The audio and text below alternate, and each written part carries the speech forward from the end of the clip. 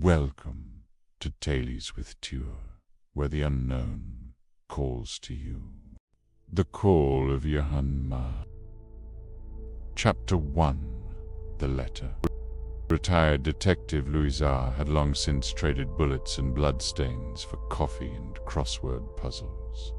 Life in Snowpaller was dull but safe. Then came the letter, damp, mold-stained, reeking faintly of brine. It was from his nephew Henry, a brilliant but obsessive anthropologist who had vanished during an expedition to the southern Brazilian coast 6 months prior. Uncle, if you find this, stay away from the coast. The city is waking. I've seen it in dreams, and now, with my eyes open. Louis dismissed it as madness, but something in the trembling handwriting haunted him. A week later, he boarded a bus to Algiarlo. Chapter 2. Algae Isle. The village was trapped in permanent overcast. Fog clung to the crooked houses like wet shrouds. Locals avoided eye contact. Fishermen spoke in whispers, and children had no toys-only talismans. He checked into a decaying inn run by a mute old woman named Celeste. She communicated by slipping notes under his door. The first read, "Don't look out the window after nightfall." On his first night, Louis did. He saw figures rising from the sea.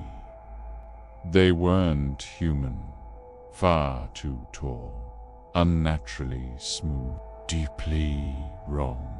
A cold gleam pulsed in their eyes through the mist.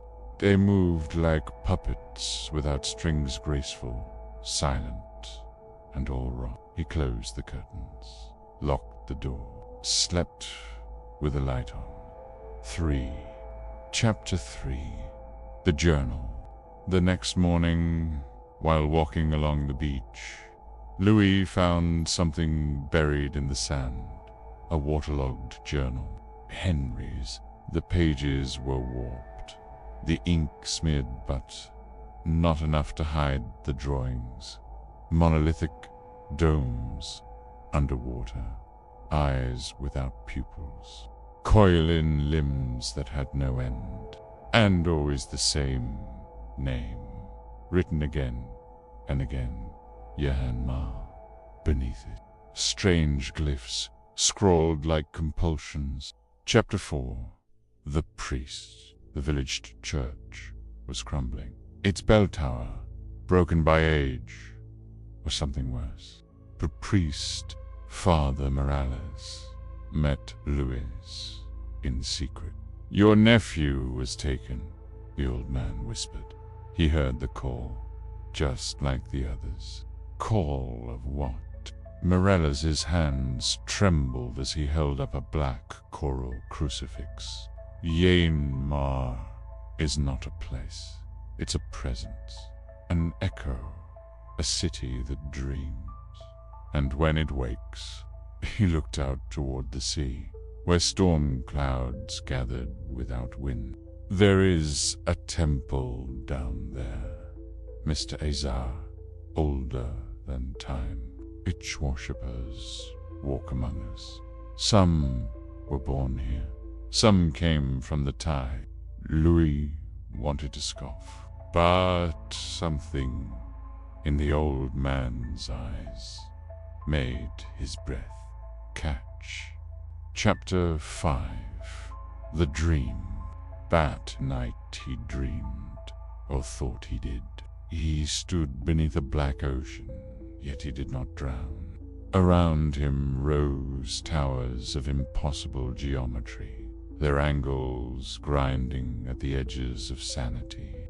Statues lined the abyss gods, carved from coral, writhing in forms that eyes shouldn't recognize.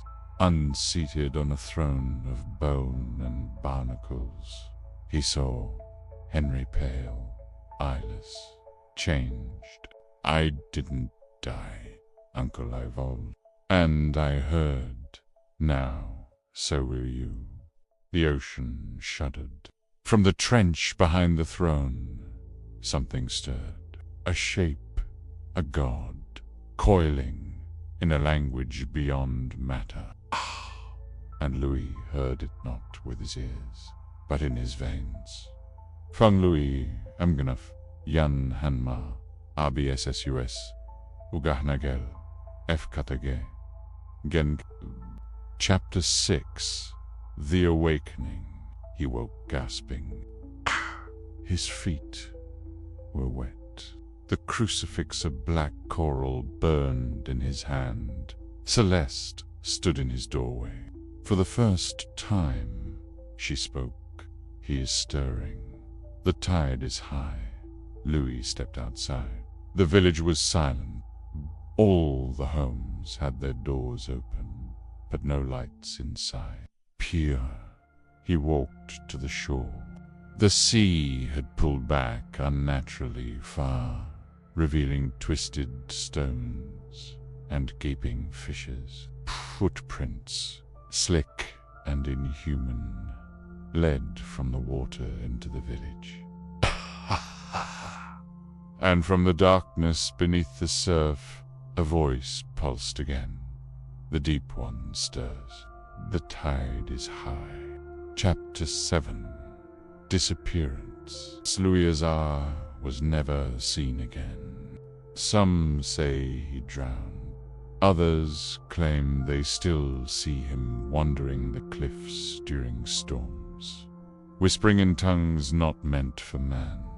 The village of Algae Isle has since been erased from map. Access roads collapsed.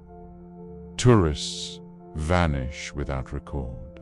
Boats that approach find only forgone voices in the water. But on some nights, far out to sea, sailors report seeing a light beneath the wave. A soved green pulse, rhythmic, like a breathing city. Chapter 8. Epilogue. They say, if you dream of Yan Ma once, it's an accident. Twice, and it's an invitation. 3 times. And your blood already belongs to the Deep One. The city breathes, and the sleeper is beginning to wake. The story may be over, but something is still watching.